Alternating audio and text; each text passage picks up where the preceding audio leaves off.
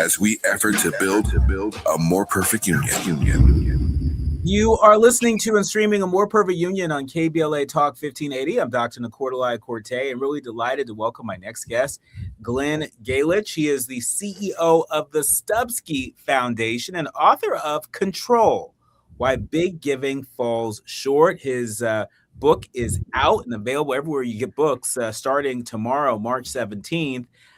And let me just lay the groundwork here, because I think this is a super important topic. We certainly see philanthropy in the news in some way, shape, or form every single day. I'm just thinking about the latest headline I saw with Mackenzie Scott giving to, I think it was Elizabeth City University in one of the Carolinas. In your book, you talk about how large-scale philanthropy, you use large-scale philanthropy as this high-stakes case study where billions of dollars and public trust, you say, are on the line to demonstrate how even well-designed governance systems can undermine performance. What do you mean by that? Well, so thank you for having me on. And you are right. Tomorrow's our big day here with the book. We're talking trillions of dollars currently in the foundations that I'm sure you have a lot of listeners who work at nonprofits or who raise money from nonprofits. They are relying in many ways on these large foundations that have big names of big name people on them. And they currently hold about $2 trillion in assets that are not being deployed to philanthropy.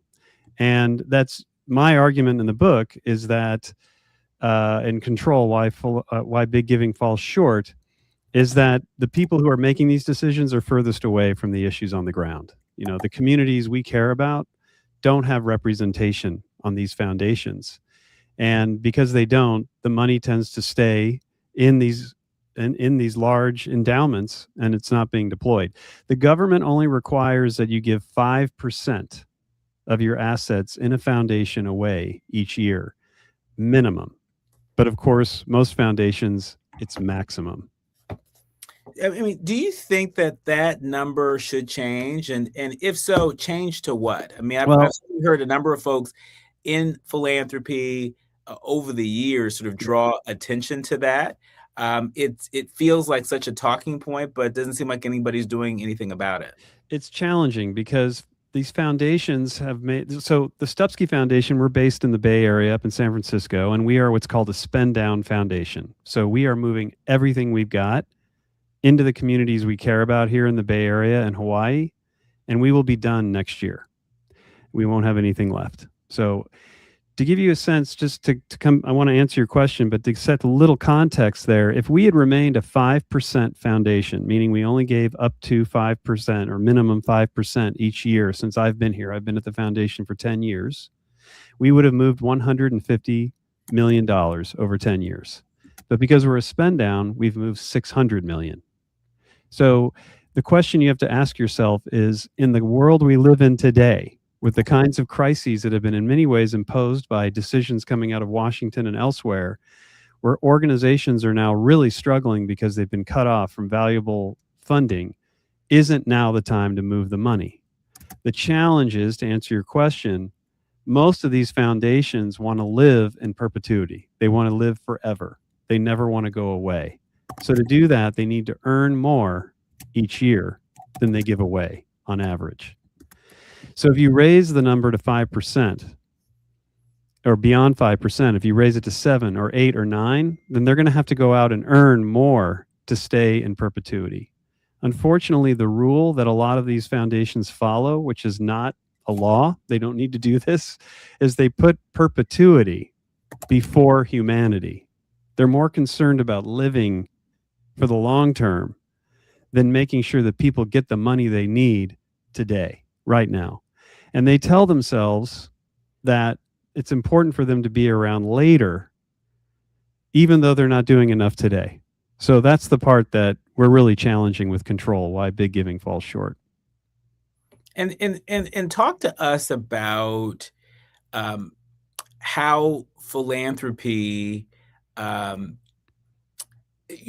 we talk a lot about DEI commitments. I talked a lot about this in our first hour with our guest, Terrence Woodbury from Hit Strategies. Right. But talk to us about how the walking back of DEI commitments, how that falls into your theory of the case. Yeah, I mean, first of all, what you tend to find with foundations is they're made up of the family members who gave the original grant. So this stuff gets very technical. I don't want to get boring and technical on people, but the bottom line is a foundation is a private foundation because one donor gave all the money to it. It's still a separate organization from the donor. If you and I give money to an organization that we love, we don't expect the money to be given to be used the way we want it to be used. We don't expect to take board seats on the organization, and we don't expect to have control over that organization. But when someone gives one grant to one organization, they like to name themselves after it, they put themselves on the board, and they give away the minimum. And most important to your question is they do not engage the communities that they're serving on the board. They don't bring the communities onto the staff. And you could argue, well, why should they? It's their money. But the thing is, it's not their money. At the point that they make that grant to to a new organization, it's no longer their money. And because we, the American people, can subsidize it up to 70% of the assets that are in there, it's kind of like a public organization. So the reason this can happen, what you're talking about, the retreat from DEI, from racial justice, from issues that are extremely important to the Stupski Foundation, the reason there could be a retreat, I would argue, is because the communities that most benefit from DEI, that most benefit from racial justice programming, weren't on the boards of these organizations to ensure that we keep it that way. The courage required amongst the elite of our country to stay with DEI when you're trying to also curry favor with the White House falls away. So you need to have really courageous community leaders on the boards of these organizations. And let me just ask you, if you had an organization and you were trying to raise money for it, and a donor came to you and said, I want to give you money, would you say, I only want 5 cents of every dollar? No. You'd say, I want all the money. I don't want it to sit in a foundation earning money in places I don't even understand and only getting 5 cents on every dollar on an annual basis at best. But part of how there are a number of folks who, end up giving in to these, really bizarre requests that we hear from philanthropists often is because they already started from a position of not having enough. That's right. Right. And so, if, you're desperate to get the funding, just to keep the lights on, general operating, right? And we know, again, without getting technical to your point, there are a lot of grants out there, but they are very program specific, right? And so yes, anybody's going to give general operating grants, if anybody's going to say, okay, here's the money, do with it whatever you need to do, that money is hard to find in philanthropy. But that is also the money that, a lot of organizations who are centering and prioritizing racial justice, right? Those are sometimes the dollars they need the most.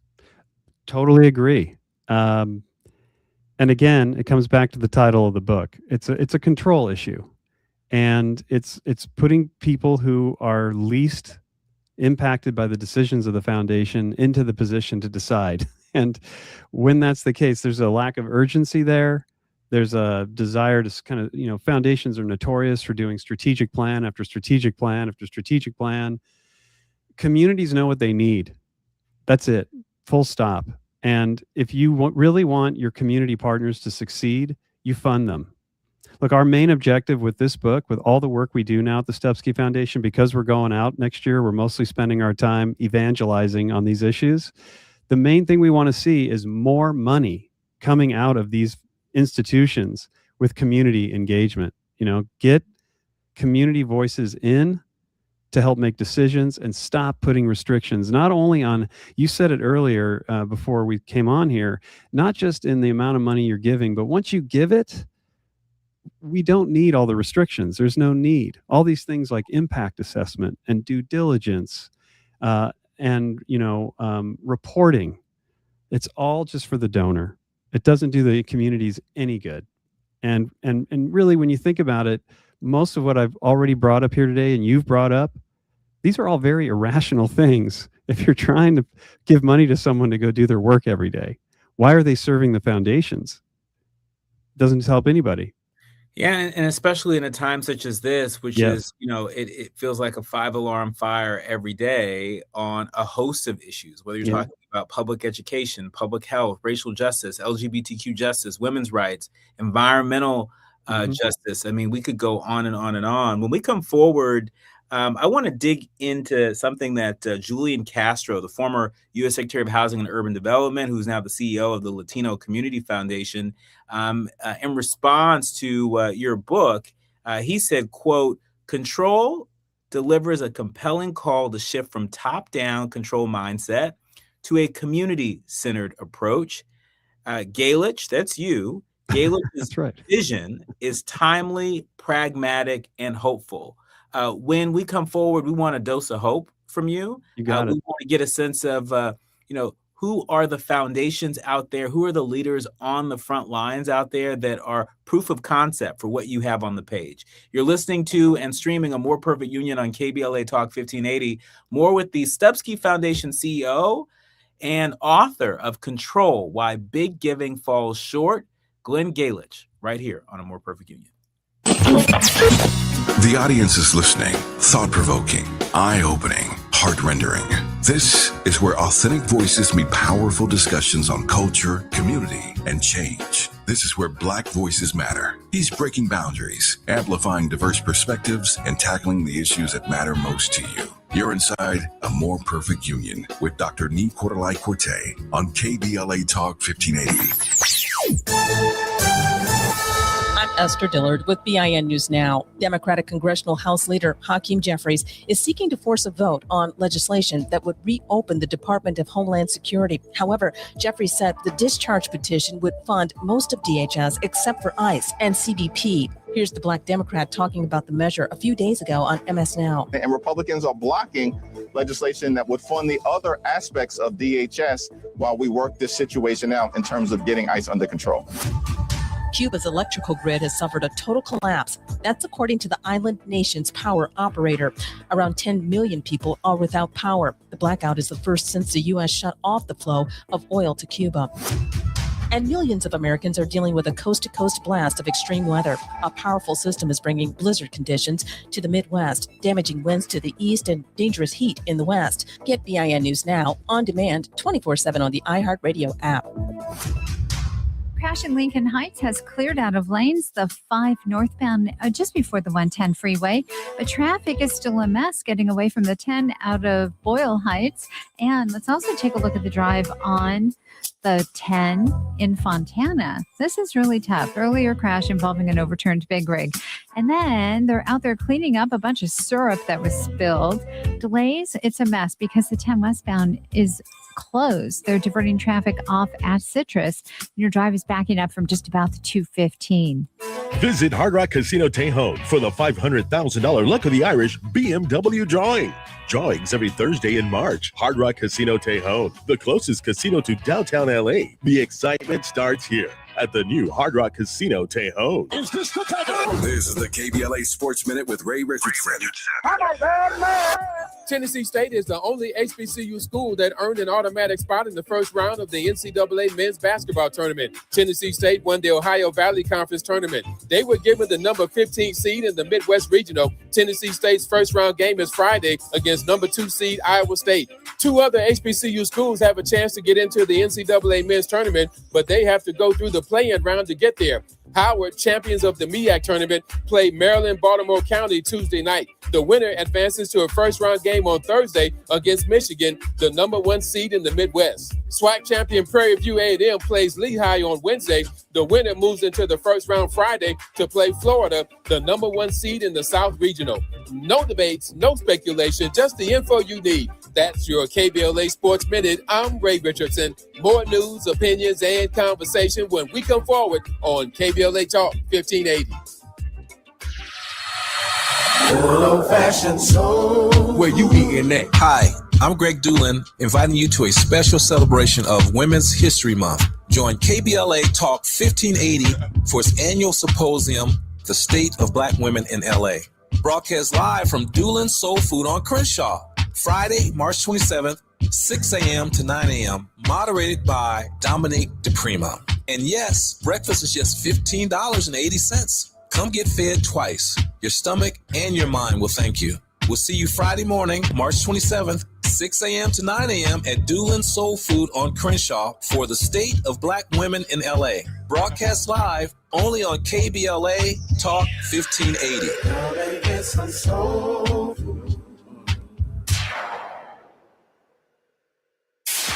KBLA Talk 1580. We've got a lot to talk about. KBLA Talk 1580 is connecting you with services and solutions. Domestic violence and family violence is when someone in an intimate or family relationship tries to gain or maintain power and control over another through a wide range of abusive behaviors. Every single act may amount to abuse. Abuse can take on various forms: psychological and emotional, physical and economic, and sexual abuse. The Genesee Center Incorporated is a nationally recognized nonprofit domestic violence prevention and intervention organization, housing women and children from 30 days up to 2 years through emergency and transitional shelters. The Genesee Center also provides support services like mental health counseling, life skills classes, computer training, job referrals, after-school programs for children, field trips, tutoring, and comprehensive direct legal services. If you need help or you'd like to donate or volunteer, call the Genesee Hotline, 1-800-479-7328. That's 1-800-479-7328, or visit genesee.org. Everyone has the right to be safe. This is a community call to action from KBLA Talk 1580.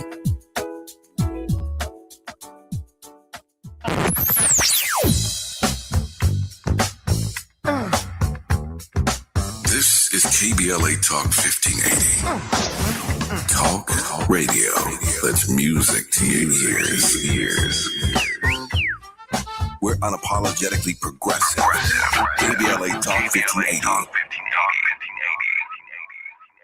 Hit me! National news of consequence, informed opinion, and analysis beyond the headlines. You're listening to A More Perfect Union on KBLA Talk 1580. You are listening to and streaming A More Perfect Union on KBLA Talk 1580. I am delighted to be in conversation with the Stupski Foundation CEO and author of Control: Why Big Giving Falls Short. Glen Galaich is with us today. Right before the break, I shared some advanced praise of the book that we heard from Julian Castro, the former U.S. Secretary of Housing and Urban Development, the CEO of Latino Community Foundation. And he made the point that your book is calling for a shift that is much needed, a shift from a top-down control mindset to a community-centered approach. That is easier said than done, but I think you have a dose of hope for us. Some examples of folks who are actually doing this and delivering results, no? Yeah, I mean, look, we've been very successful here at the Stupski Foundation, but I think one of the best missions I've heard is from a foundation up in Seattle called the Marguerite Casey Foundation. It's one of two foundations. You may have heard of Annie E. Casey. That was another one. They both came from the UPS founder. He created these foundations and then he left the scene. He left. The donor moved away, put in community boards. And at Marguerite Casey, their general mission is funding communities so they can get the government they want. And that has had the effect of many communities around the country that have been underrepresented, even repressed by historic actions taken both locally and nationally, that have really formed much more powerful committees, commissions, unions, and other forms of accountability over government. You'll find in Kansas City, I've visited ones in North Carolina, all funded by Marguerite Casey. So what they do is they basically go to a community, they ask, what do you need? And they fund it. They just fund what the community needs. They're very fast. They move a lot of capital there. And we're seeing a lot more representation. Tenant unions, for example, has been an area that they've funded. You were talking earlier on your show about housing and housing issues. tenant unions are turning out to be a very, very powerful way of getting the government you want. And Casey's been funding them. So there are a number of examples of foundations that are doing the work at the community level. They don't get a lot of national attention. They're not doing big vaccine programs trying to fight malaria overseas. They're working straight in the communities with leaders and other organizations and making a big difference. And thank you for sharing those examples, especially with regard to the tenant unions. I was not aware of their long-standing commitment around funding that sort of organizing work. But it brings me back to just my point on communications. And so you just rattled off a number of standout examples that speak to the theory of the case related to your new book, Control, Why Big Giving Falls Short. It seems to me that philanthropy falls short in communicating the wins that their grantees, number one, are putting on the board. It seems to me that philanthropy falls short in terms of investing in that communications infrastructure. We are, a Black-owned and operated talk station. We're the only Black-owned and operated talk station west of the Mississippi. Amazing. And it was interesting to me that when, very worthy news organizations like PBS and NPR, when they lost their funding, it felt as if philanthropy was just sort of falling over itself to try and fill that gap. But meanwhile, when I look at the infrastructure that exists across the country when it comes to Black-owned and operated, newspapers and talk stations, that infrastructure that's been there in some cases, for decades, right? We don't see philanthropy falling over itself to support Black-owned and operated media outlets. Talk to us about what you recommend funders do to level the playing field, and what Stupski Foundation's done under your leadership. Well, that's a great example. The reason that happens is you have to look at who's on the board, who's on the staff. At Stupski, we really try to focus on communities, like I said, that have been historically underrepresented and have had difficulty getting this capital. So we have staff that come out of the communities that we are focused on or have been in one similar. We have members of our board that come out of communities that we're focusing on.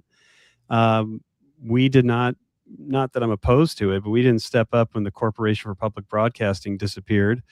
We have been funding communities of color and, in all forms in all the different sectors, from business to community banking to media. And that's because I'm accountable to a board that comes out of community. I'm not accountable anymore to a donor who doesn't.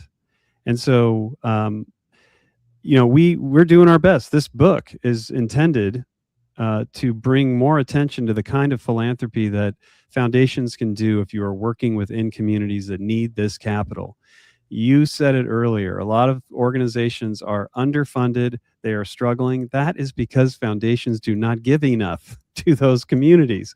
They simply don't give enough. And that's because they're not governed by people who come out of those communities, and they are not staffed by people for the most part. And so they're not proximate. They are not engaged in it. And it is not difficult to find hundreds of organizations that can use this capital far more than the hedge funds that are invested in by these foundations to earn more than 5%. So, I've also found that, language also creates a barrier. Sure. Oftentimes, folks are afraid to say Black. Yeah. They'll say communities of color and they won't say Black. Yeah. Right. And I just want to shine a light on that, because that is a part of what enables the disparities. The disparities in representation on the board, in the staff, in the funding, right? If we can't call it out and say what it is, then we can't address it directly. And so, talk to us about some of the good intentions that some people have, but some of the bad systems that are made worse, when we don't talk about the specific thing that we're trying to heal. Yeah, I mean, I use the term in a more general sense because we are funding Black and Brown communities all over the Bay Area and Hawaii. I think they're really that, and there are foundations, by the way, that do specifically say we are funding Black communities or we are funding Latino communities. In Hawaii, there's a major issue with Native Hawaiian communities not being funded as well. Money going to big white-led entities. So I hear you. You need to be really specific, really clear about the identities you're choosing to fund, for sure, and the different demographics as well. But for the most part, when you talk about communications, if you look at philanthropy communication, for example, any of the philanthropy media, what tends to get attention are very large grants from very well-known wealthy families to very big institutions. Like, not a day goes by that the philanthropy media doesn't report a $10 million grant to such and such university to start such and such a program, usually around business. And that's where the communication is strong. That's the sense that people have of philanthropy. And what I've tried to point out and pointed out in the book is if you go to any Black community, for example, and ask, where do you think the money should go to help you? I doubt many say Harvard or Yale, but that's where the big money goes. And so there really needs to be, when you started out by asking about the mindset shift, there needs to be a mindset shift to focus on communities that desperately need these funds, and then figuring out ways to bring people in who can do that work well. So I do believe that there are a lot of donors out there that have the best of intentions to help all different forms of communities in the United States, but because they're not setting themselves up and they're not bringing on the expertise from those places, they're coming up short. Yeah, and we don't want people to come up short. There's no shortage of challenges that we see Right. across this country and around the world. Right. But I've oftentimes said, even on this show, that I think it's an important time for us all to think about what we are willing to do differently. What we are willing to do differently. It also includes how we're willing to step up and Yep. fund differently, organize differently, vote differently, right? I think all of those civic tools matter. In our remaining minutes, I want to ask you about what leaders can learn from where philanthropy goes wrong. Leaders across industries, leaders around the world and in community. What can folks learn from where philanthropy goes wrong? It comes down to control. Trying to direct and control where your resources go without taking into consideration the people who are going to be most impacted by your work, in my opinion, leads to waste and lack of impact. And we certainly saw that here at Stupski. And I think, we see a real rise and a change in leadership mindsets where there isn't such a top-down control approach to both managing teams, to leading initiatives. Philanthropy really does much better when it is engaged and proximate to the communities that the philanthropists seek to help. And I think there's a role for donors. I think there's a role for them on boards if they want to be on boards. But I think the thing to remember is that at the core of great leadership is public stewardship. And if you're being a public steward, it really is incumbent upon you to listen to what the public wants and not so much to what you want. And I think that applies to a lot of leadership. Glenn, as we mark the 250th anniversary of America, the signing of the Declaration of Independence, the 100th anniversary of Black History Week turns Black History Month. I want to ask, how are you reflecting on the role that philanthropy has played and the lack thereof over these years? And if there was one thing that you would ask of from the leadership in philanthropy, folks who are leading foundations, that are leading initiatives right now in this moment, as we do a look forward to what's possible, in light of what we've been through as a country, as a people, what's that one thing that you'd recommend people We are asking leadership across philanthropy to reflect deeply and act. Are you showing up in ways that make it possible for communities that are really struggling out there to thrive? Are you giving it your all? Or are you tying this up in ways that are important to you?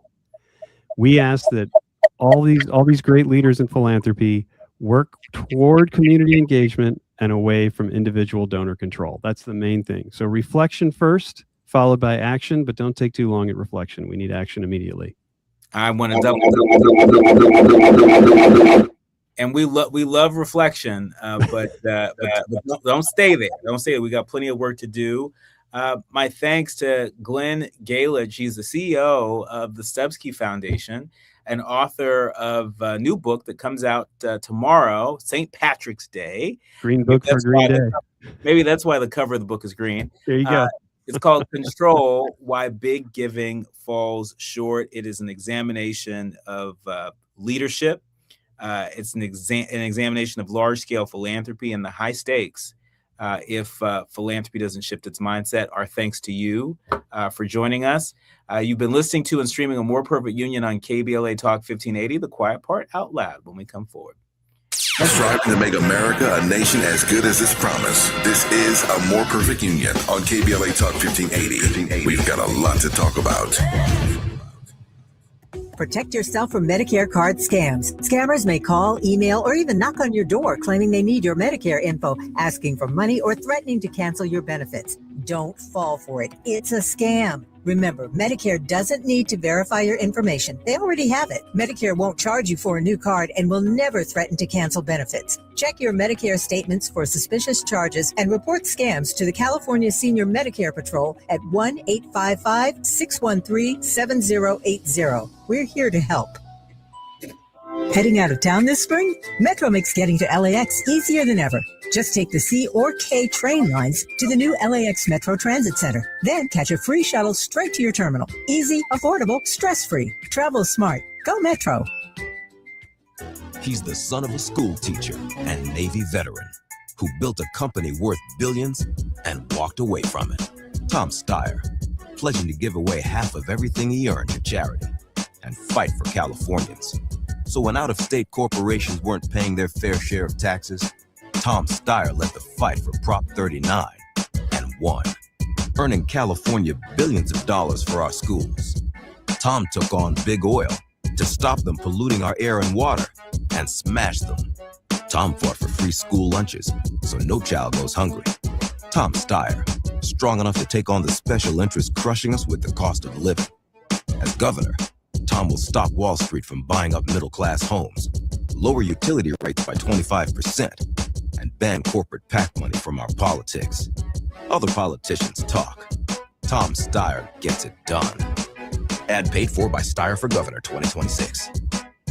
KBLA Talk 1580. We've got a lot to talk about. KBLA Talk 1580 joins you in standing for voting rights. The midterm election campaign season is here now. The 2028 presidential election is right around the corner. When We All Vote is a leading national nonpartisan initiative on a mission to change the culture around voting and to increase participation in each and every election by helping to close the race and age gap. Created by Michelle Obama, When We All Vote brings together individuals, institutions, brands, and organizations to register new voters across the country and advance civic education for the entire family and voters of every age to build an informed and engaged electorate for today and generations to come. When We All Vote empowers their supporters and volunteers to take action through voting, advocating for their rights, and holding their elected officials accountable. It's all in for 2026 and 2028. Please visit whenweallvote.org to stand up for your rights, voting rights. This is a community call to action from KBLA Talk 1580. Notable journalists, industry leaders, lawmakers, change makers, tastemakers, and you working to build a more perfect union on KBLA Talk 1580. You are listening to and streaming A More Perfect Union on KBLA Talk 1580. want to share during the quiet part out loud, something that maybe we're not talking enough about, how the midterms are about to be inundated with, guess what? AI money. That's right. The Washington Post, they've been following this very closely. There's an article that they published recently where they didn't mince words on the money from AI companies that are flooding into midterm races. We know that it's highly likely that the world's largest artificial intelligence companies are investing in these midterm races that we all care about. AI giants like OpenAI and Anthropic have reportedly already collectively contributed over $185 million to contests around the country as tech leaders work to influence how AI will be regulated. Democrats and Republicans are preparing for the onslaught of campaign spending, acknowledging that the money could remake key races. And so let me give you an example of what's afoot. There is an extreme takeover being attempted. This is what New York State Representative Alex Bors, who's a Democrat, this is what he said. And his campaign for Congress has been both supported and attacked by groups funded by AI interest. The New York State representative said, quotes, "There's an extreme takeover being attempted by people that know that they're on the wrong side, both of popular opinion and history, and are trying at the last second to get their way by drowning out elections with money." This is a familiar trend, as the Washington Post reports. A rising technology worries about how it is about to be regulated. So it pours money into influencing elections. The same happened with crypto back in 2024, with post-election analysis finding that the industry was notably influential, spending more than $134 million trying to elect dozens of allies in Congress. And what makes the AI industry different is, first, the sheer amount of money. It's a lot of money. And second, the way that disagreements within the industry are driving the spending. And so on one side of the fight is Leading the Future. It's a group that received $25 million from Greg Brockman, who is the chief executive of OpenAI, and his wife Anna, and another $25 million from pro-AI venture capitalist Benjamin Horowitz and Mark Andreessen. Leading the Future, that's the name of the group. They strongly oppose state-based attempts to regulate the AI industry. You got to know that. Strategists within the group say that they support federal regulations. The group's critics say their primary goal is as little regulation as possible. Josh Vlasto, who's a top strategist at Leading the Future and a former press secretary for Senate Minority Leader Chuck Schumer, said that the group is advocating for a national regulatory framework to regulate the industry and not allow for a patchwork of state regulations to slow them down. The power behind the group, such as OpenAI and others, have warned that over-regulation could stifle the technology's growth and cede power to foreign actors like China. Vlasto, Chuck Schumer's boy, accused the other side of looking to, quote, slow AI innovation to support their ideological agenda. Don't fall for the okie doke. Don't allow these people to make us think that we've either got to be supportive of some sort of national regulatory framework when it comes to AI, or we have to support state-based attempts to regulate the AI industry. We can do both, and there are plenty of examples of industries where they have to deal with both state and federal regulations. And the idea that any regulation is just going to slow down the growth in this industry, you know, call me crazy, but being the first to develop something, being the first to deploy technology doesn't always mean that that's the best technology, you know, and it's important that we consider some of the potential harms to humans, some of the potential harms that this technology may have to jobs and norms and all sorts of things.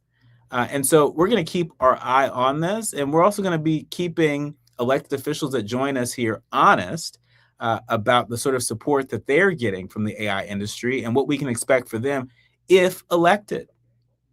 Do they believe in this false choice of one or the other? Or do they believe that they should follow the facts wherever they might lead? We'll have to leave it there. My thanks to the entire village that helps us produce a more perfect union each and every day. Our executive producer, Tabitha Smiley. Our sound engineer, Brother Andy, with backup support from Brother Miles, apparently.